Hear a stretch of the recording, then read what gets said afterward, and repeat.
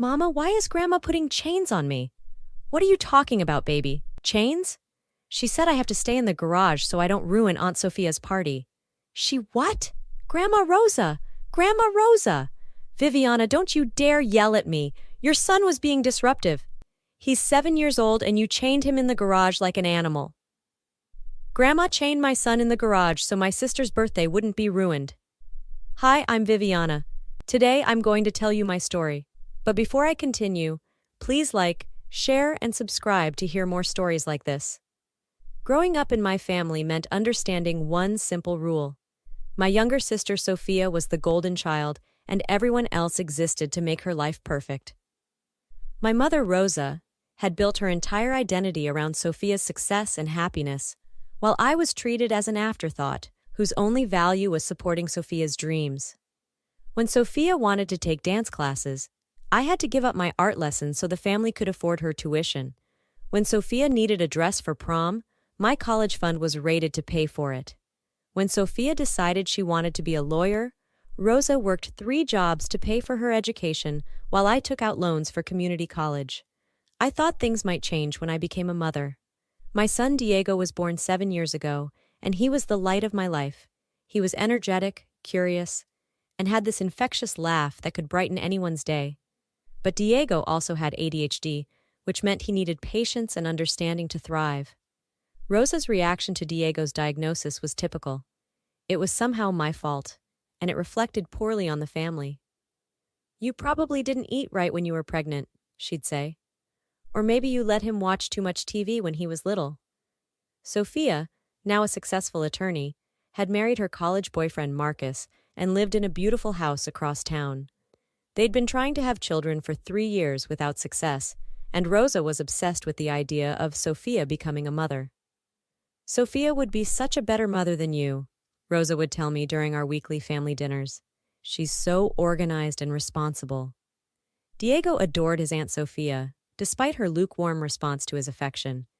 He'd run up to her with artwork from school or stories about his day, and she'd give him a distracted pat on the head before turning back to adult conversation.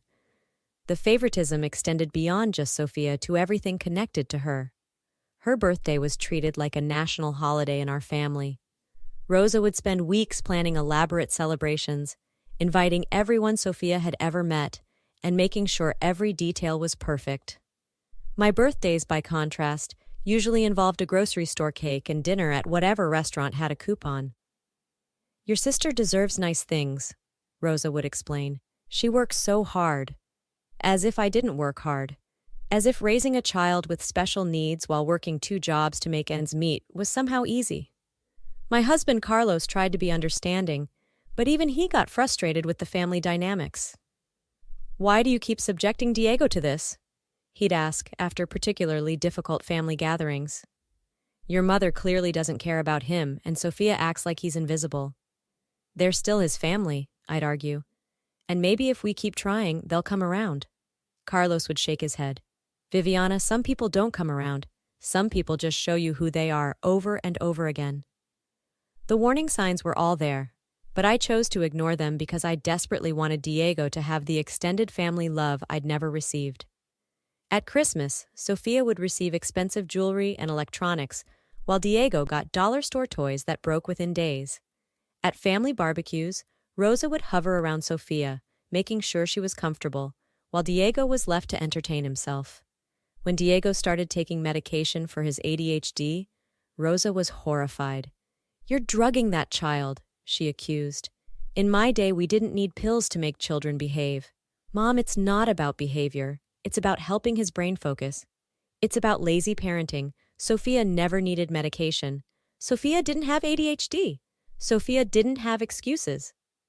The breaking point came when Sophia announced she was planning a big birthday party for her 30th. She'd rented a venue, hired caterers, and invited over 50 people. It was going to be the social event of the season. I want this to be perfect, Sophia told me during one of our planning sessions. No drama, no disruptions, just an elegant celebration. It will be beautiful, I assured her. Diego's really excited to celebrate with you. Sophia's expression changed. About that, do you think Diego will be able to handle such a big party? You know how he gets sometimes. He'll be fine. He's been looking forward to this for weeks. I just don't want anything to go wrong. I should have recognized that as the red flag it was. The week before the party, Rosa became increasingly anxious about every detail. She called me daily with updates and concerns. The flowers arrived and they're perfect. The cake looks amazing. The photographer will be there at 6. Mom, it's going to be wonderful. Stop worrying. I just need everything to be perfect for Sophia. She deserves this after everything she's been through. Everything she's been through? Sophia had lived a charmed life with every advantage handed to her on a silver platter. But pointing that out would only cause an argument. The day of the party, Diego was bouncing with excitement. He'd picked out his best shirt and had been practicing his happy birthday song all week. Mama, do you think Aunt Sophia will like my present? He asked for the 100th time. Diego had used his allowance money to buy Sophia a small picture frame and had drawn her a picture to go inside it. It wasn't expensive, but it was made with love. She's going to love it, baby. We arrived at the venue early to help with setup. Rosa was already there, directing the caterers and adjusting flower arrangements with military precision. Viviana, thank goodness you're here. I need you to double-check the seating arrangements while I finish with the decorations. Diego immediately ran over to examine the elaborate birthday cake. It was 3 tiers tall with intricate frosting roses and gold accents. Wow, that's the biggest cake I've ever seen, he exclaimed. Diego, careful around the cake, Rosa warned sharply. I'm just looking, Grandma. Well, look from farther away. The first guests started arriving around 5 o'clock. Diego was fascinated by all the people and tried to introduce himself to everyone, as I'd taught him to do. Hi, I'm Diego. I'm Sophia's nephew. Most people smiled and were kind to him, but I could see Rosa growing increasingly tense as Diego's natural enthusiasm became more apparent. Viviana, could you keep Diego a little quieter? She whispered to me. People are trying to have conversations. He's just being friendly, Mom. He's being disruptive. Diego was doing nothing wrong. He was being a normal 7-year-old at a family party. But in Rosa's mind, anything that drew attention away from Sophia was a problem. The real trouble started during the cocktail hour. Diego had been remarkably well-behaved, playing quietly with a small toy car I'd brought for him.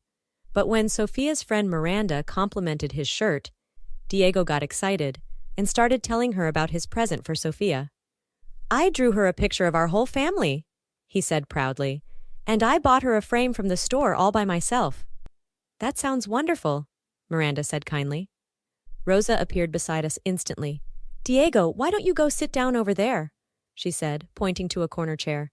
But I was talking to the nice lady. The nice lady is here to celebrate your aunt, not chat with children.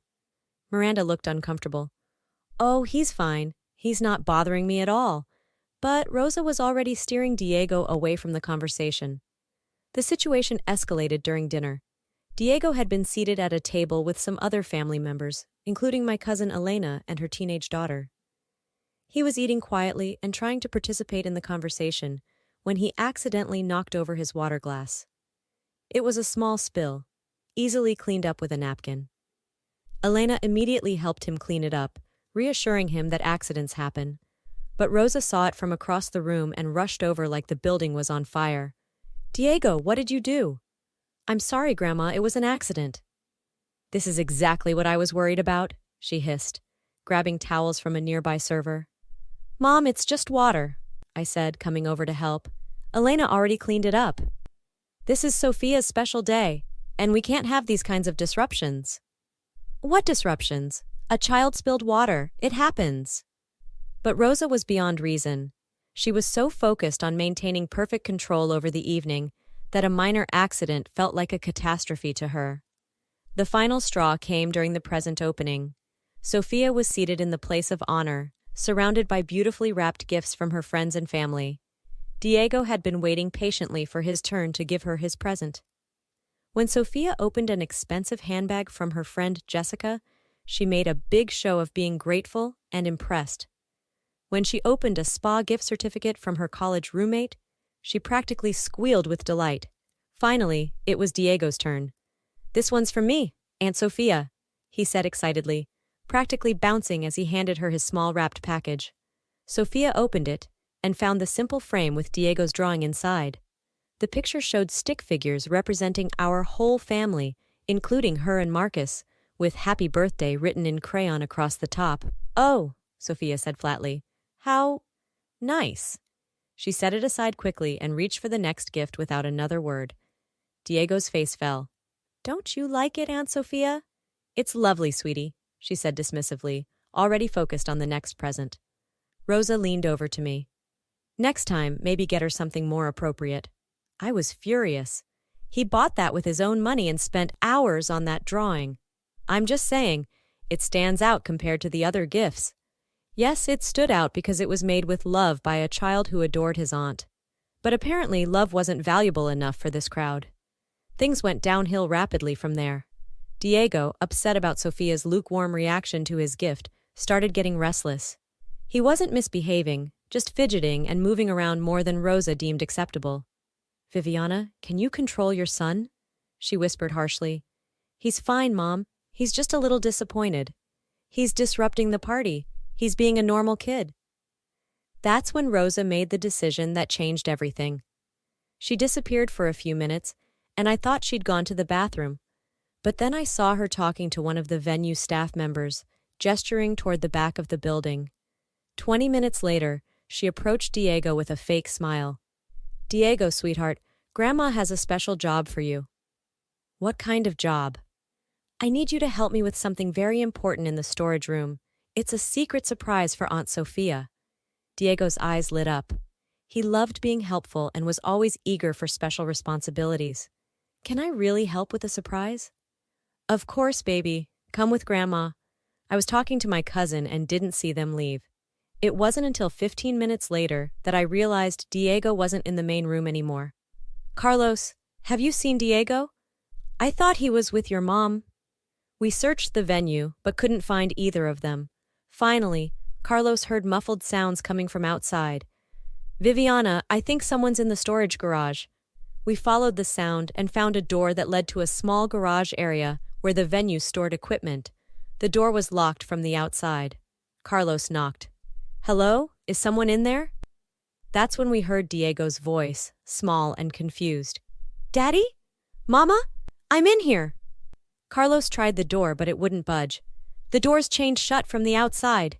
My blood turned to ice. "Diego, we're going to get you out." That's when I saw Rosa walking back toward the main building, looking satisfied with herself. "Mother, what did you do?" She turned around casually. "I solved a problem." "You locked my son in a storage room?" "I secured him somewhere safe where he couldn't disrupt Sophia's party." Carlos was already working on the chains, using tools from his car to break the lock. When we finally got the door open, Diego ran out crying. "Mama, why is Grandma putting chains on me?" "What are you talking about, baby? Chains?" "She said I have to stay in the garage so I don't ruin Aunt Sophia's party." "She what? Grandma Rosa? Grandma Rosa! Viviana, don't you dare yell at me. Your son was being disruptive. He's 7 years old and you chained him in the garage like an animal." The confrontation that followed was volcanic. I was screaming, Carlos was demanding explanations, and Diego was crying in my arms. Several party guests came outside to see what the commotion was about. When they saw Diego's tear-stained face and the chains on the storage room door, the mood shifted dramatically. "Oh my God, Rosa," Elena gasped. "You locked him in there? He was disrupting the party. He's a child." Sophia appeared, annoyed by the interruption to her celebration. "What's going on out here?" "Your mother chained my son in a storage room," I said, my voice shaking with rage. "She did what?" Even Sophia looked shocked, which was saying something.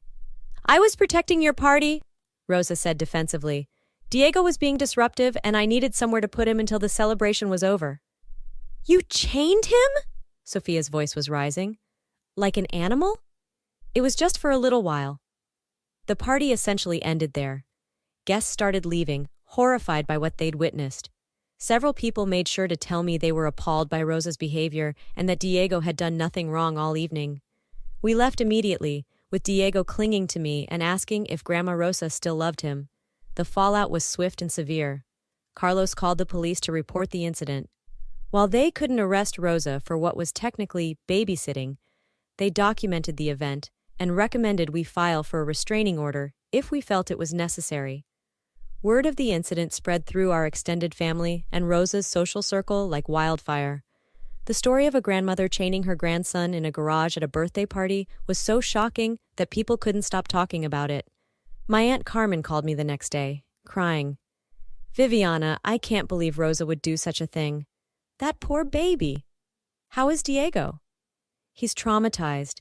He keeps asking if he's bad and if that's why Grandma locked him up. That woman has lost her mind.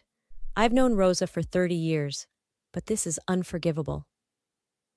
Diego's pediatrician was horrified when I told her what happened. She recommended therapy to help Diego process the trauma and provided documentation of the emotional abuse for our records. Sophia, to her credit, was genuinely shaken by her mother's actions. She called me 3 days after the party. "Viviana, I need you to know that I had no idea Mom was planning to do that. I would never have wanted Diego to be hurt. But you did want him to be quiet and invisible. I wanted a peaceful party, yes, but not like that. Never like that." It was probably the most honest conversation Sophia and I had ever had. The social consequences for Rosa were devastating. Her church friends stopped calling. Her neighbors began avoiding her. Even her hairdresser, who'd heard the story, started treating her differently. Rosa's bridge club, which she'd been part of for 15 years, asked her to take a temporary break from the group. Her volunteer position at the local senior center was quietly terminated after other volunteers expressed concerns about her judgment. Most damaging of all, several family members cut contact with her entirely. My cousin Elena publicly stated that she would never trust Rosa alone with her children again. "Anyone who would chain a child in a garage has serious problems," Elena announced at our next family gathering. "I don't care if she's family." Diego started therapy and slowly began to heal from the trauma. His therapist explained that children often blame themselves when adults treat them badly, and it would take time for him to understand that Rosa's actions were about her own issues, not his behavior. Carlos and I made the decision to go no contact with Rosa. Diego would never be alone with her again, and we would never attend another family function if she was present. Sophia tried to mediate, suggesting family therapy or supervised visits, but we were done. "Some lines can't be uncrossed," I told her. "What your mother did to my son was abuse, plain and simple. There's no coming back from that." 6 months later, Rosa was essentially isolated from most of her family and social network. The few people who still spoke to her did so out of obligation rather than genuine affection. She made several attempts to contact us, sending letters and gifts that we returned unopened.